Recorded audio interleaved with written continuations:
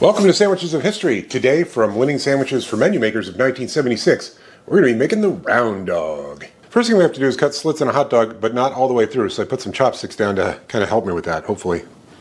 And now we fry it up in some fat. I'm just using a neutral oil, and supposedly the hot dog's going to curl around on itself. We'll find out.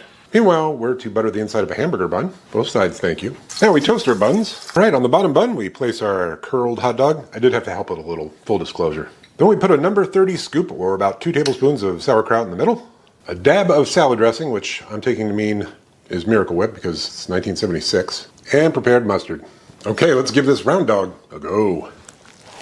How bad can it be? I mean, it's a hot dog with mustard and sauerkraut, just in a different form factor. That is a winning sandwich for menu makers. I do want to plus it up a little. I'm going to add a little Gruyere cheese, then run that under the broiler to melt. Okay, let's give this round dog sandwich plussed up with a little melty Gruyere cheese a go. The nutty rich cheese plays off the sauerkraut and the mustard very well. Thankfully, the Miracle Whip is kind of receded into the background. I think the mustard and the sauerkraut are kind of running the tables here, but... All right, so the original round dog sandwich, obviously just a hot dog repurposed, but it was tasty. The combination of sauerkraut, hot dog, mustard, and, you know, the Miracle Whip just sort of faded away. I think that was pretty good. I think I'm going to go ahead and give that a 6.5. Plussed up with the melted Gruyere cheese, 7.5. Definitely going to finish that, and yeah, I'd make this again. It's fun. All right, see you tomorrow. The flu season is upon us. Which type will we worry about this year? And what kind of shots will we be told to take? Remember the swine flu scare of 1976? That was the year the U.S. government told us all that swine flu could turn out to be a killer that could spread across the nation. And Washington decided that every man, woman, and child in the nation should get a shot to prevent a nationwide outbreak, a pandemic. Well, 46 million of us obediently took the shot. And now 4,000 Americans are claiming damages from Uncle Sam amounting to $3.5 billion because of what happened when they took that shot. By far the greatest number of the claims, 2/3 of them, are for neurological damage or even death, allegedly triggered by the flu shot. We pick up the story back in 1976 when the threat posed by the swine flu virus seemed very real indeed. This virus was the cause of a pandemic in 1918 and 1919 that resulted in over 500,000 deaths in the United States, as well as 20 million deaths around the world. See how easy it is to... Thus, the U.S. government's publicity machine was cranked into action to urge all America to protect itself against the swine flu menace. Influenza is serious business. During major flu epidemics, millions of people are sick and thousands die. Well, this year you can get protection. The vaccines are safe, easy to take, and they can protect you against flu. So roll up your sleeve. Protect yourself. Let's dial the clock back to 1976, America's bicentennial year, when patriotism was loud, the swine flu shot was everywhere, and Coca-Cola slipped into plastic bottles for the first time. The country was busy celebrating the future, trusting science, and humming along to a brand new decade. Meanwhile, far from the fireworks and fanfare, something strange stirred deep in the wilderness of Maine.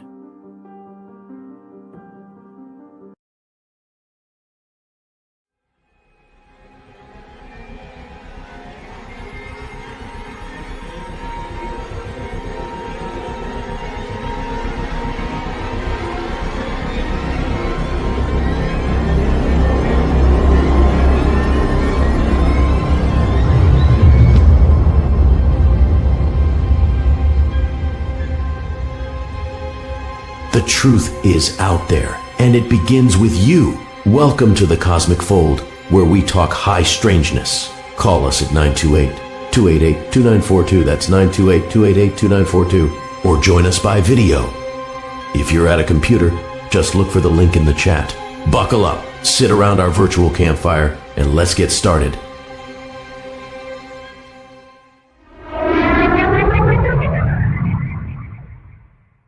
In August of 1976, 4 young men disappeared. Not in the way people usually disappear, but in a way that leaves behind something far more unsettling. They were art students, friends, canoeing deep into the Maine wilderness, far beyond roads, towns, or electric light. No cell phones, no GPS, just water, forest, and stars. They had traveled into the heart of the Allagash Wilderness Waterway, one of the most remote places in the eastern United States. The kind of place where night feels thick and silence has weight. 2 nights earlier, they had noticed something strange in the sky. A distant light, unusually bright, not moving like a plane, not blinking like a satellite. They talked about it, and then let it go, until the night Eagle Lake changed everything. They were out on the water after dark, night fishing from their canoe, about a 1/4 mile from shore. That's when the light came back. Only this time, it wasn't distant. It hovered silently above the cove, a massive sphere of shifting color. White, red, green. One witness would later describe it as a liquid kind of melding motion. Another said it was as large as a house. No engine sound, no wind, no warning, just there. At first, they didn't panic. One of them raised a flashlight and flashed an SOS signal, half joking, half curious. The response was immediate. The object accelerated toward them. Not gradually, not cautiously, instantly. It stopped directly above the canoe, close enough to erase the stars. And then, a beam of light came down, a solid cone of illumination that engulfed all 4 men. They later described it as warm, not burning, not blinding, just overwhelming. And then, nothing. The next thing they remembered, they were back near shore, still in the canoe, still alive. But something was wrong. The massive bonfire they had built before heading out, stacked with large logs, burning hot, was gone, reduced to embers. Hours had passed. None of them could account for where that time went. No memory, no transition, just a hole in the night.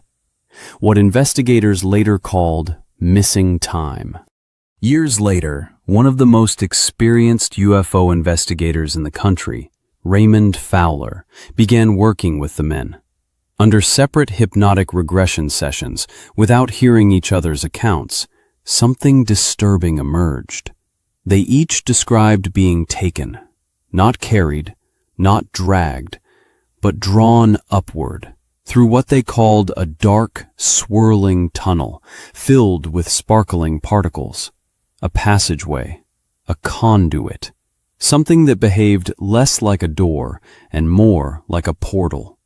Inside the craft, they described beings, examinations, fear, and then, once again, a downward motion, the sensation of falling, and water beneath them. Today, skeptics debate hypnosis. Believers point to consistency. Scientists argue over memory, trauma, and perception. But one thing remains unchanged. 4 men went into the Maine wilderness. They encountered something they could not explain. And a piece of that night, whatever happened in the beam of light over Eagle Lake, never came back, except on the paranormal highway. Welcome to the fold. Hey, welcome. An orb got them. I'm glad you escaped, Bo. Oh, did I? Did I really? But I don't know. Maybe you didn't. So that one was a pretty famous one, but boy, things don't change. It was like going through those old 1976 clips, and it's Oh just... my God. I remember the whole swine flu thing. People were freaking the hell out, man. I don't remember it at all. It's like... I don't either. Really? But Yeah. I remember the moon landing, and I remember whatever else we were talking about. Though I guess I don't remember. Maybe you got abducted. Oh yeah, that's right. I was orbed. Oh, But my anyway, that case is quite famous, and Mhm. So as part of our paranormal highway, the part about it that was weirdest to me. So we're on part 2 of Yes, the Maine part here. 2. Part So, 2 of High Strangeness in Maine, right? Yes.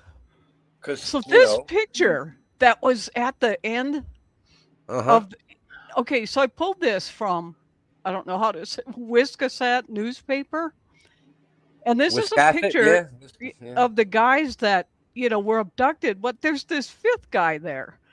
And I thought that was like one of the strangest parts of the story, that he just came out of the woods, stayed for a while, left, and never gave his name. So it's like, okay, who took the picture? Why didn't they ask why did they have him in a picture? I don't know. That part was weird to me. Well, could have been George Martin. I mean, he was the 5th Beatle. or one of the aliens coming to chat. I mean, I don't know. That was just weird to me.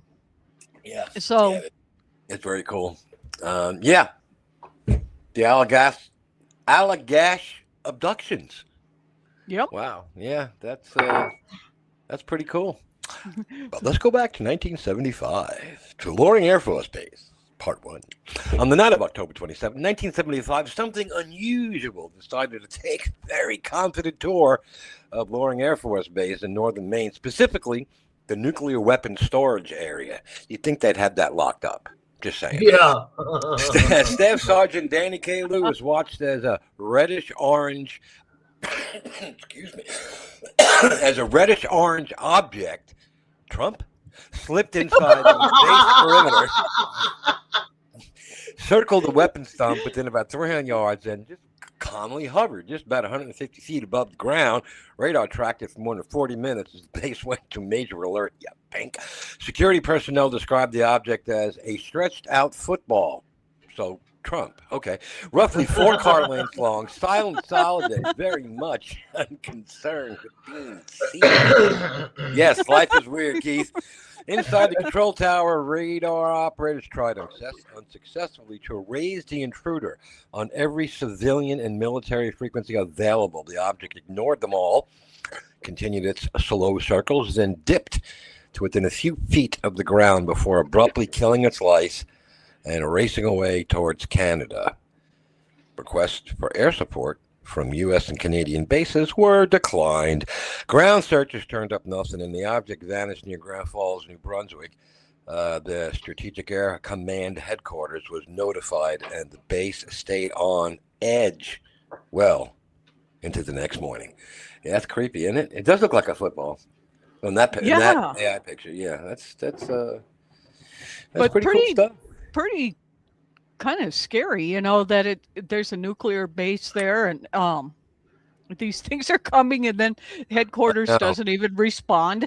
It's like, we're not going to help you. Like, no, count us out. We'll be over here. But then it came back on the following night. Similar objects returned, again hovering, again silent, again shaped like an elongated football, glowing orange and red. They were seen by multiple security teams, observed by the wing commander himself. Tracked on radar, helicopters chased, reported sightings for hours, but never saw what ground crews were watching in plain view. By the end of October, sightings tapered off, but reports continued for months afterwards. Multiple agencies investigated on both sides of the border, and whatever was circling a nuclear weapons storage area in Maine quietly slipped into history without an official explanation. There's an image over here describing it. It's Freedom of Information Act document from the National Military Command Center, and it says, obviously, it says what I just said. Yep. In a more subdued military type of. Got it from a military news site, and that's really strange that these ground people are seeing this, but they don't see it in radar or in the helicopters, and that one's a kind of a big deal, I think, and it's pretty well documented. Yeah, wow, that's pretty cool, actually. But wait. There's more. Let's go back to the same location, Loring Air Force Base. But in 1952, years before the famous 1975 UFO flap, Loring Air Force Base was already on the cosmic radar. On the night of October 10th, 1952, trained weather observers stared into the Maine sky for 4 solid hours from 11 p.m. to 3 a.m., tracking what they described as a circular orange object accompanied by 4 green lights. Using their instruments, they determined the thing was cruising at an altitude well beyond anything known to be flying at the time. It wasn't a quick "what's that" moment. It lingered, hovered, and refused to clock out early. The sighting was serious enough that a memo landed on the desk of the Central Intelligence Agency, while the newly launched Project Blue Book got involved. The Air Force first suggested the observers had mistaken the display for Saturn and its moons. Really? Wow. Yeah. An explanation later revised by Project Blue Book scientific consultant J. Allen Hynek, who said it was actually Jupiter. Yeah, right. Sure. Okay, I believe that. Still, the original report from professionals trained to read the sky, noting multiple lights over a sensitive military base, never quite went away. Incidents like this helped convince the government that UFOs weren't just tabloid fodder, but a mystery serious enough to warrant ongoing investigation. And thus, Blue Book stayed open for business. And that's It's weird how they have these orange and well, even like the beginning people, they had like a red and green kind of thing that abducted them, and these things are all orange or orangish red with green. So kind of odd. And that same Air Force Base. Go ahead. What? My question is Project Blue Book still active? That got shut down, right? Yes. Yeah. A while back. Let me That's what I thought. Let's see. When was Project Blue Book shut down? It says here, December 17th, 1969. Oh, wow. Yeah, it began. So it was shut down before the other thing then. Huh. And it says we shut down after the Condon report concluded that UFOs did not threaten national security and did not warrant further costly long-term studies.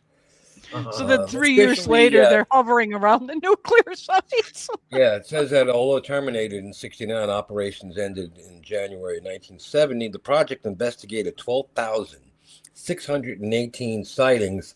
701 remain unidentified. Wow. And they shut it down. Yeah. And isn't this the same one where there was the vampire house where those people were radiated and supposedly like that was like the last one on the paranormal highway in Maine. So whatever, this Loring Air Force Base is an interesting place. Yeah. No doubt, man. Well, how about some civilian encounters? What about that? How about that? And there's a video, too. We have compiled some videos available from YouTube's Creative Commons. Link in the description. And also tell by video the story of an oddly cute UFO reported to the National UFO Reporting Center. Check this video out. Okay. And for those of you with sensitivities, which none of us are, there's some swearing in one of them. So no. plug your sensitive ears. 8th, 2000 in Portland, Maine. About 10:30 in the morning, which is a perfectly reasonable time to still be lying in bed, staring out a window, doing absolutely nothing. That's exactly what our witness was doing on the second floor of an apartment building when something very strange zipped into view. A shiny metallic sphere, about 3 feet in diameter, suddenly shot across the window. The sun reflected off its surface so brightly it was almost blinding. It silently moved south through a quiet neighborhood. The witness jumped up and rushed to the window, getting a clear look. The object was smooth, metallic, and completely silent. No wings, no exhaust, no visible propulsion. Then it stopped, just froze in midair. A moment later, it reversed direction, then reversed again, and then shot off at around 20 miles per hour, disappearing into the distance. The entire encounter lasted about 30 seconds. The sighting was later reported to the National UFO Reporting Center, where it remains on record as a Portland, Maine case from October 28, 2000. One of many reports involving close-range metallic spheres that appear briefly, maneuver precisely, and vanish without a trace. Palantir. And now, here are some real clips from the public domain. I don't want it to pixelate, though. I got it. Exactly. Yeah.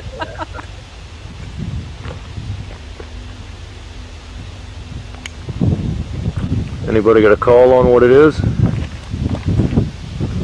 Well, we know what it's gave up not. on, That's right? not Rudolph the Red-Nosed Reindeer. Shit. Three blinking lights. Triangle, hon. I got your fucking triangle right there, boys. I love it. And it just moved past a star, as you can see. There was a jet that just rode by us, too. That is the sound you hear in the background.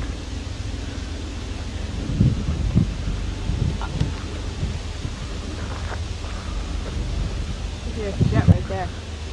Yeah. There's a jet right here behind us. Yep. He's going off. He's going. That is heading off towards Milo. The jet is heading off towards Bangor.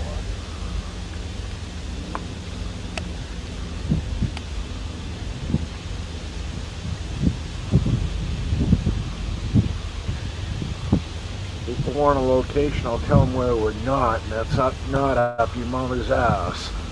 For the right amount of money, I might. Might what? Yeah.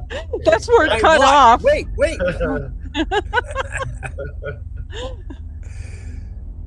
Wow.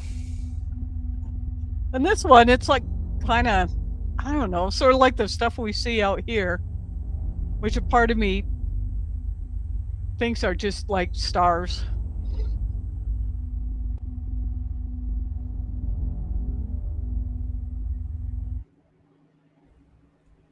Huh. Yeah, it's just a little light going back and forth. There it Yeah, I goes see. again. At least it's not as jumpy as the other one. This Right. one's cool.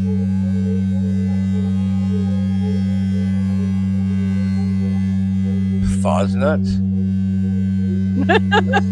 This is from 2022.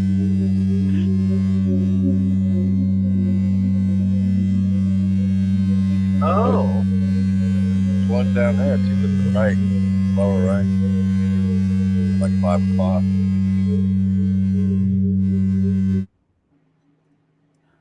So the last one was kind of interesting. That was Yeah. weird. The first one, sort of too, but it was just so jumpy. But it's hard if you've got a cell phone and you're trying to film that stuff.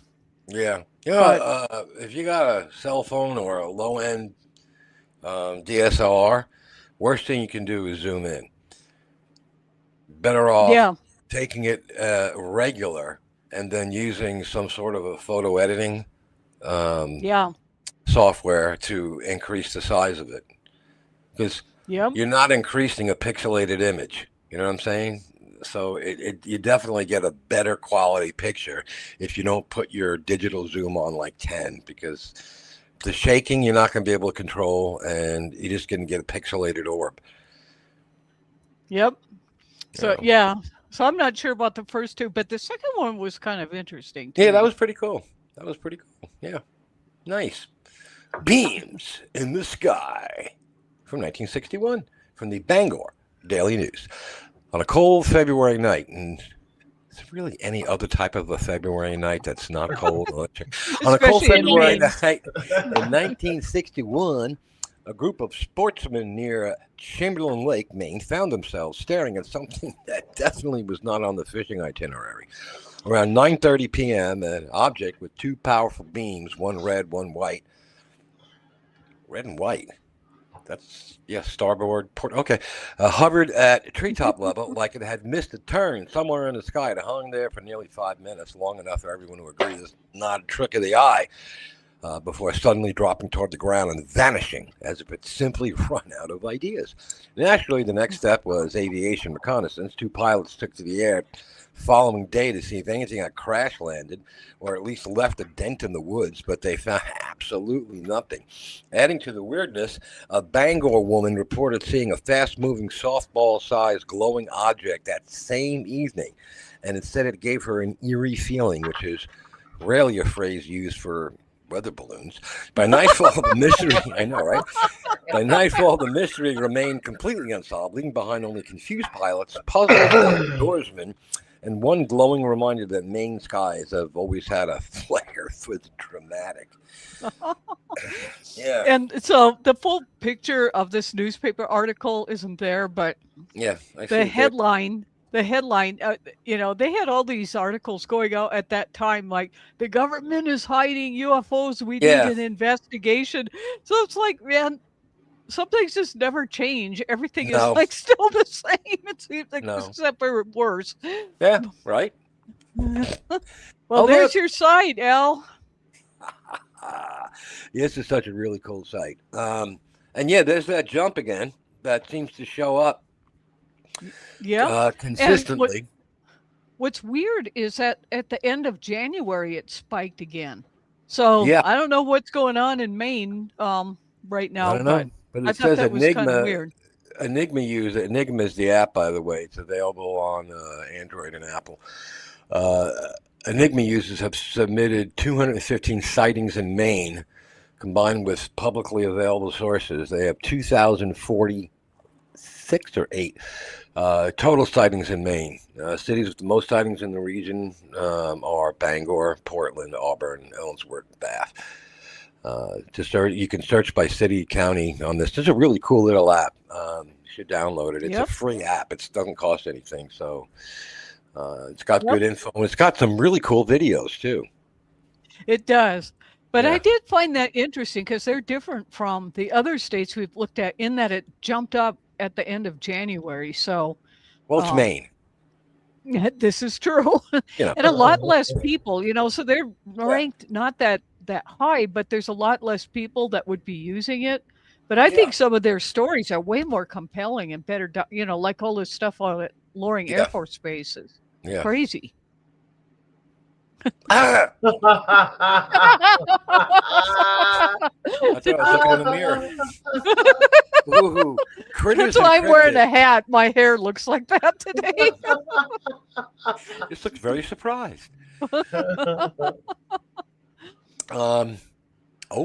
The Specter moose from 1899. For nearly 10 years, hunters and loggers around Lobster Lake, Maine whispered about a gigantic white moose that made normal moose look like they were still in the middle school. Most people assumed it was just another tall tale born around a campfire with too much coffee, bourbon, and not enough daylight. Then in November of 1899, everything changed.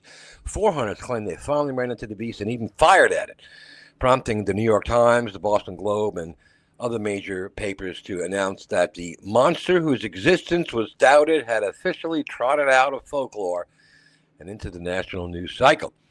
According to the awestruck hunters, this was no ordinary moose. The so-called Specter moose was described as standing up to 15 feet tall at the shoulder, weighing around 2,500 pounds, sporting antlers that spread 10 to 12 feet wide, basically a walking barn with a hat rack. It's dirty gray.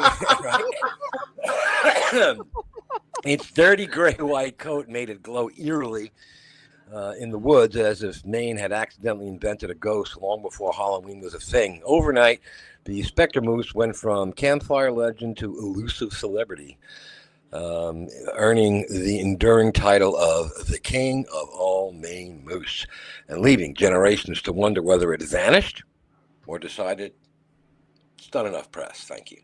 I'm ready for that. And after it got really popular, I saw one news account where these hunters said, "Oh yeah, we shot it and killed it, and then it like resurrected from the dead." So it got crazier and crazier as it went on. Then there was a little squirrel with aviator glasses on. Now this is really fun stuff for you to pronounce, Al. Oh, I had to throw yay. one in for you. The Pokemoonshine Serpent, 1882. Sometime around 1882, the Quiet Lakes of Washington County, Maine, found themselves accused of harboring a resident best described as not lake approved. According to an article in the Machias Union, dated March 21st, 1882, rumors were swirling about a chain-like snake after two men known as Hall and Libby reportedly watched a gigantic serpent haul itself out of the Machias Chain Lakes, which includes Pokemoonshine Lake. Thought you were going to get me on that one, didn't you? The creature was there's said another one coming for you, I think. The creature was said to be about the size of a pork barrel, an extremely Maine unit of measurement, and large enough to convince locals that this was no ordinary eel having a bad day. Though the newspaper leaned skeptical, it couldn't ignore that similar stories had circulated for years, echoing much older Passamaquoddy traditions of the Wee-Wee-Liamek, and honored. You did that really well. Well done, indeed. An honored water serpent known to move between lakes. It's really weird. My Alexa just said, "Was that for me? No, it was not for you, you daffy bastard." What really pushed the story from interesting rumor into wait, what territory? It was the claim that the serpent didn't just swim, that it walked. And another 1882 report described a man named Hunwell of Alexander discovering a massive trail through a swamp between Pokemoonshine and Crawford Lakes, allegedly left by the creature during an overland commute. The track was said to be 4 feet wide, pressed 3 feet deep, and stretched for nearly a quarter of a mile, which is not the kind of thing most frogs leave behind. That's very true. Sawmill owner Sewell Quimby investigated and suggested freezing and thawing could explain the marks.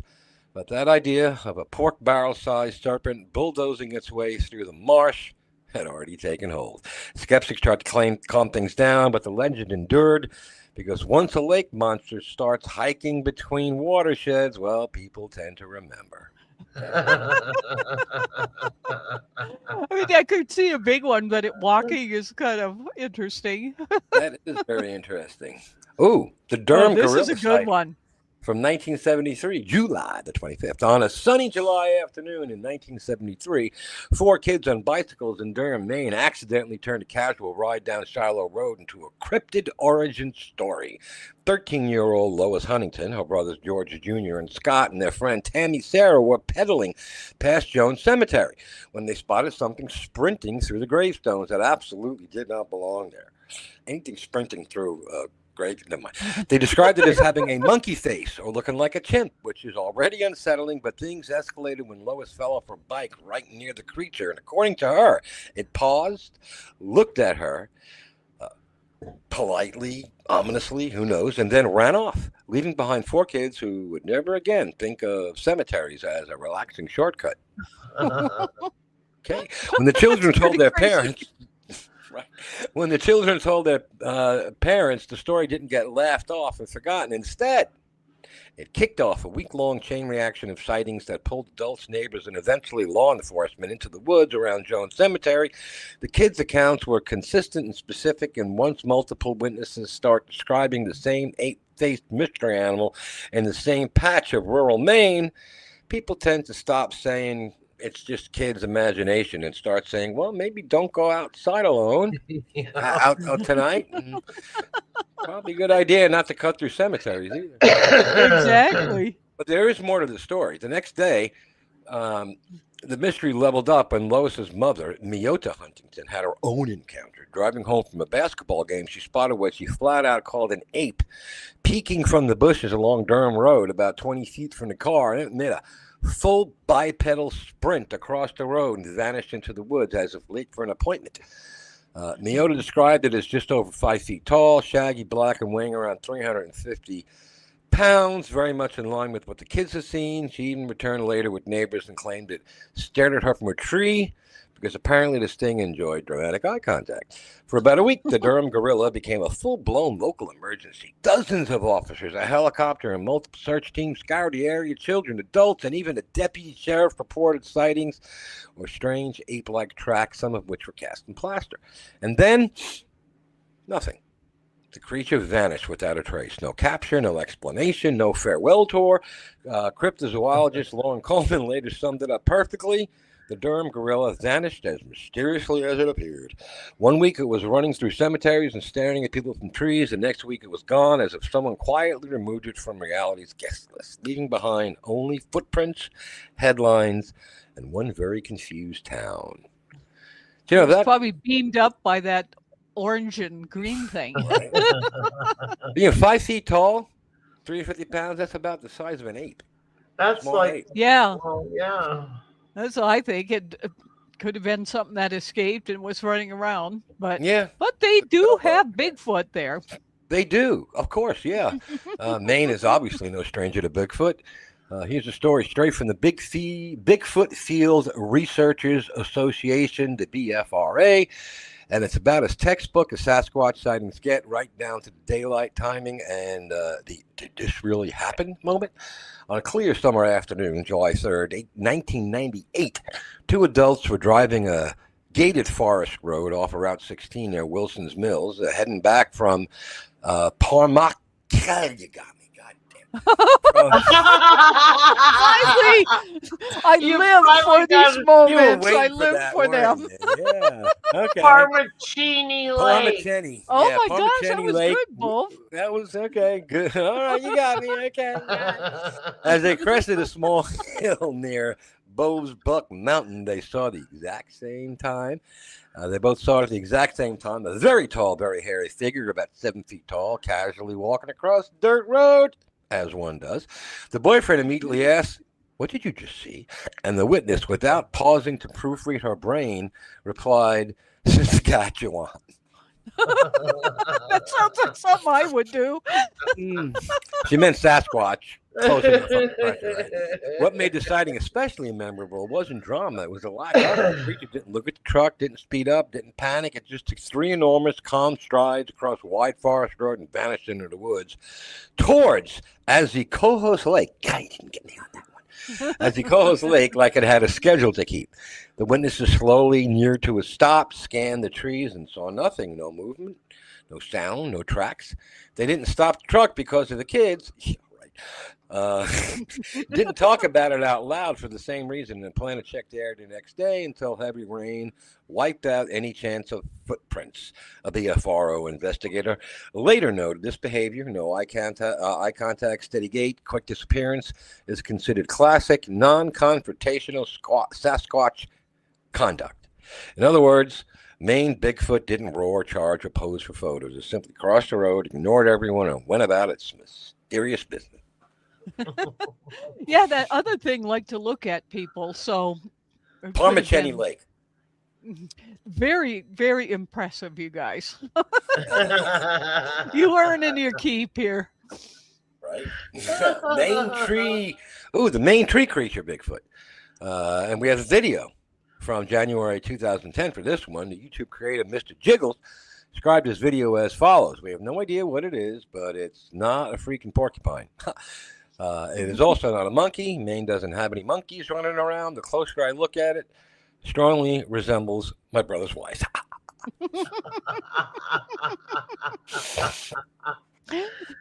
All right, this one's kind of funny. What? These aren't your paintings of me. I wonder if he was in the tree or Parker treed him. That's pretty high. He must have heard Parker talking. Looking at the area. Have you seen his face? I think his face is the other way. Yeah. I bet good money that's a black bear. I think it's a bear too. It's a porcupine. Oh no. Like a little I see one an that's ape. scared. Yeah, it does look like a monkey. That's a bear, man. I lived up in Vermont. I've seen plenty of black bears. We'll have a good video, Karen. Can't believe we saw a porcupine bear. That really looks like a monkey. I know. A porcupine bear. I'm gonna go climb the tree. Okay. That could have been worse than a bear for parking. Yeah. This little mouth that just opened? Yeah. That looks like a freaking monkey. I think it's a snow monkey. It's a cub. It's a bear cub. Yep. No, you can come this way. For a long time. So I agree with you, Elle. It's definitely a bear cub. Yeah, there's a massive black bear population in New England, especially Vermont, Maine, and what's the other one there? Massachusetts. Yeah. They were up by the Great Lakes too, and they would climb real high like that. Yeah. But this is how these stories begin, you know. Yeah. It was cute though. Yeah. Yeah. So anyway, that was our video of Bigfoot, the only one of record. But it does look like his brother's wife, though. Hey, how about some weird stuff? Yeah, the rest of it was not. Ooh, what happened to my screen? That's weird. That happened. Okay. The smiling... Yeah, my screensaver just popped up out of nowhere. Oh. Thanks, Steve Jobs. The smiling man. And this is ongoing. At the Auburn Public Library, yes, the handsome Carnegie Building opened in 1903, there's a regular visitor who never checks out books, never makes noises, and somehow still makes everyone uncomfortable. Staff and patrons over the years have reported seeing a ghostly, smiling man who appears briefly, then vanishes, as if he accidentally wandered into the wrong century and immediately regretted it. I understand that. There's no tragic death tied to him, no dramatic backstory, no old photograph framed on the wall that explains why he's there. Just shows up, smiles politely, but way too much, and disappears, leaving people to wonder if they imagined the whole thing or if the building just winked at them. What makes this apparition especially unsettling is how little it wants from anyone. The smiling man doesn't interact, doesn't float, doesn't rattle shells. He behaves more like a corrupted file than a traditional ghost. Think less haunted library and more reality buffering. Maybe it's the Matrix. He appears like a visual glitch, as if some leftover data from the past briefly loads into the present and then crashes out. No messages, no menace, no explanation, just a phantom smile popping up in the quiet stacks of Auburn Public Library, reminding everyone that even in a place dedicated to order, knowledge, and silence, sometimes the universe misfires and accidentally inserts a guy who absolutely should not be there. That one's kind of weird, you know, and they admit this on the library and everything, but it is. It's like it just flashes this image and then it's gone. It doesn't do anything. It doesn't move. It doesn't do anything. Maybe it's a projection, a hologram or something. Well, yeah, that's what it would seem like, but nobody's been able to explain that one. But I think it's kind of interesting. It's cool. It is. It is. And he's got a happy face, so he does. I know, right? Say hi to him. The Hitchhiker. On a warm July night along Route 26 near Poland, a 16-year-old local named David learned the hard way. Well, you should think twice before picking up strangers in wedding attire. Unless you have a cowboy hat and a 1976 Trans Am. That's a Smokey and the Bandit joke. Never mind. Near a frozen custard stand, he spotted a young woman dressed completely in white, visibly upset, and begging for a ride to a church on Route 11 because she was late for her wedding. Trying to be helpful and probably not expecting a paranormal complications, David agreed. As they drove, her panic escalated and she urged him to go faster. Then, without any buildup or exclamation, she calmly said, "There's a cop coming," whispered goodbye, and vanished from the passenger seat while the car was still moving. David didn't slow down.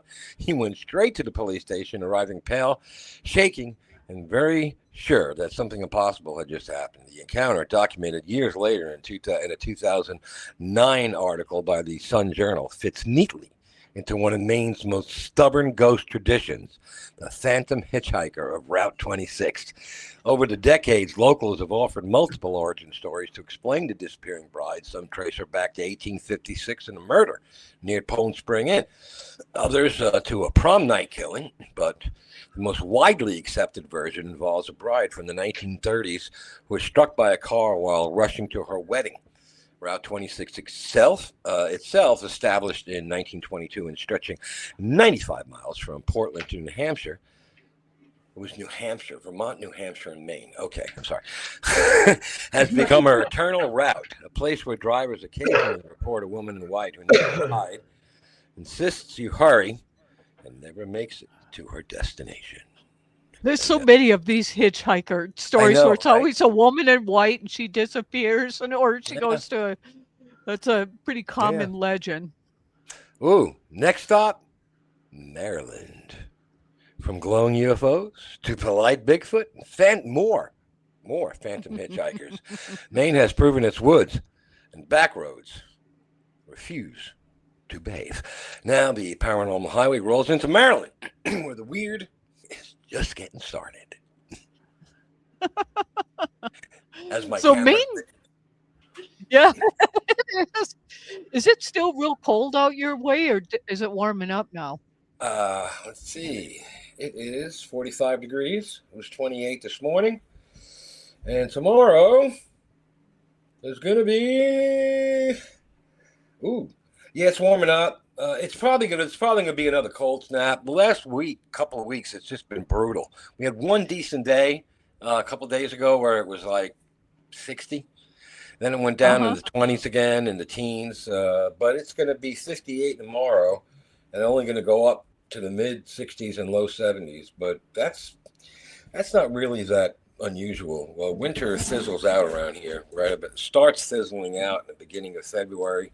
Still a couple of, between February and the middle of March, you might get a couple of, cold snaps. But, the average temperature around here is right about 55 degrees. So it's been real warm out here, unusually. But I think you're we've in got the desert. no high desert, high elevation. Yeah. This area used to have as much snow. You talk to the old timers, it's like up by the Great Lakes. It used to have 5-6 feet of snow. Wow. And it's just not coming. So yeah, it's kind of weird. But I was wondering how you didn't have power outages and stuff like that, like in Tennessee. No. We don't really get, we had a bad ice storm. I don't know. I'm thinking it was 2014. And then back in the 70s, it's few and far between. Georgia's pretty temperate. Obviously, the further north you go in Georgia, if you go about an hour or so north, 2 hours, maybe an hour and a half north of where I am, you're in the Blue Ridge Mountains in Appalachia. Yeah. And they get some severe weather, but we're kind of low here. You don't get much. Good. I'm glad it was good there. Yeah. It was too cold to do any woodworking in my shop, but I just turn the heat on, watch TV. Yeah. That's a good thing about being retired. I don't gotta go out. Yeah, exactly. So, Bo, what do you think about Maine? I've never been to Maine. I love New England. I think it's gorgeous. But I do agree that I think the creature in the tree was most likely a bear. And as for the vanishing bride, well, that's just something right out of Hitchcock. Maine is, and they have their orbs. So, we've seen some really cool stuff on our journey so far through the country. Yeah, exactly. I have been to Maryland. So I'm interested to see what's going on there next week. Yeah, I got family in Fredericksburg. I was going to say, did you live in Maryland too, Al? Because No. you lived in most of these places and had a variety of jobs in each one of them. we have an all over. But I do love New England in the summer. Don't like it in the winter. I don't like cold weather. I'm just not a cold weather person. You know, hence 40 years in Central America. There you go. But yeah, New England is very unique. It is unique in its history. It's unique in its lore. It's unique in its ghost stories, and you know, you throw Stephen King in there, and well, you know. Oh yeah. I thought their most compelling part were the UFO things. Very interesting. What, you know, and some of the better documented ones, not all just a bunch of yellow journalism, like a lot of these good stuff out there. But anyway, go ahead. What were you saying? There's a lot of good stories out there, and there's a lot of good information. There's a lot of very intriguing video. Elle sent a Facebook. When we get to Nevada, we're getting close to the Clown Motel. That place is just you'll love it, Bo. It's I hate clowns too. But clowns and creepy dolls. the doll hotel we had it set up. But anyway, no dolls. I just want to thank you guys for coming on tonight, and for our live guests here, and the ones, bulk of them on our Saturday on the Paranormal seem to come after the live. So so those folks that show up in the future, thank you. Yes, very much. So really. we appreciate it. Yeah. As far as you know, the three of us have not yet been abducted. Tune in next Saturday to find out. Exactly. You know, the one thing when it showed in the beginning one, how they described that black swirly thing. Yeah. I went through that as a kid, and my dad had built this with my uncle, this thing, because they were convinced that UFOs traveled along like magnetic fields on the earth. And this was before anyone was talking about ley lines or whatever. Yeah.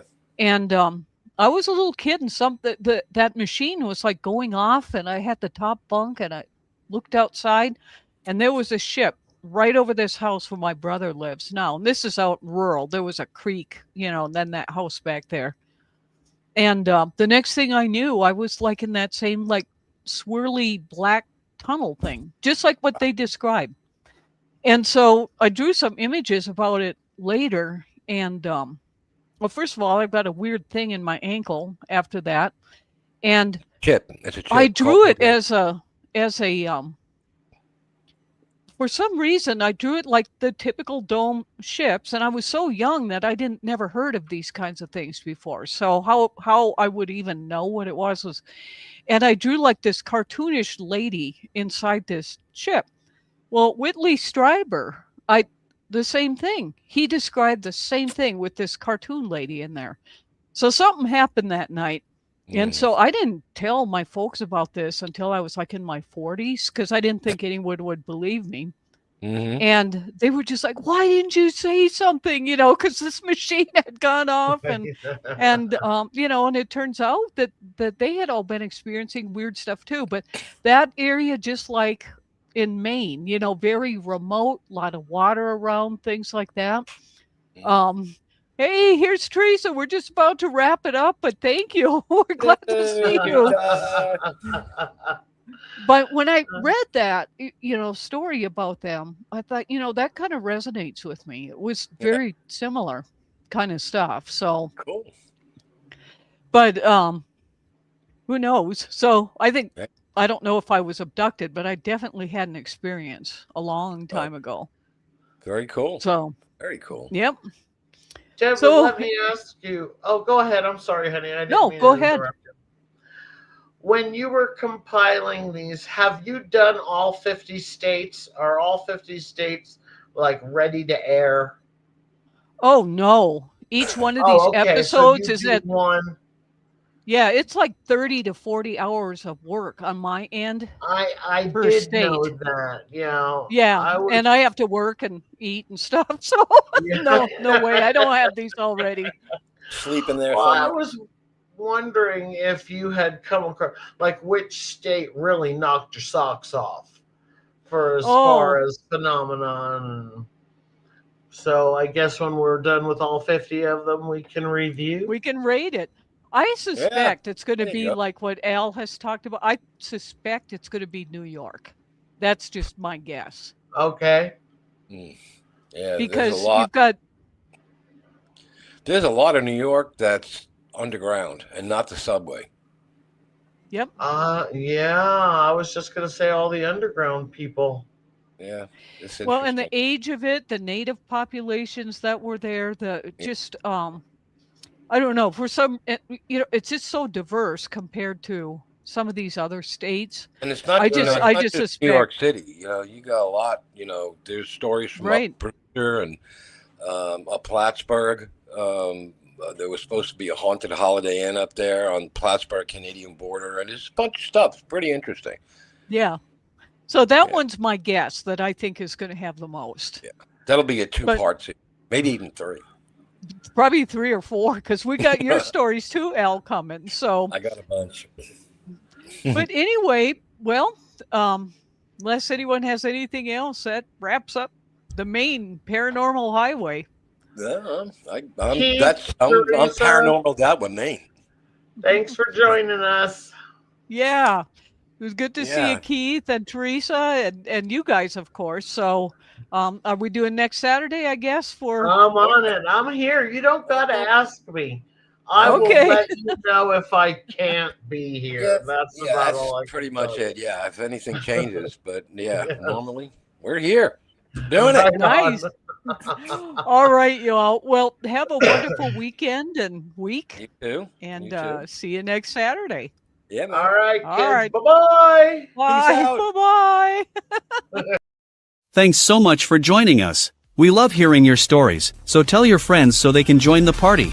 For show notes and our forum of high strangeness, visit cosmicfold.com.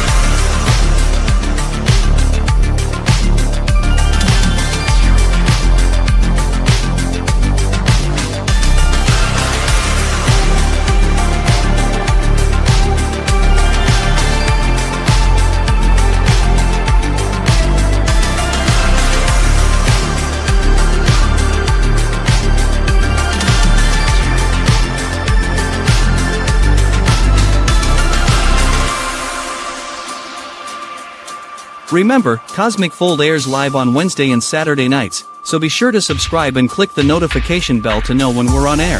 Thanks again and have a great evening.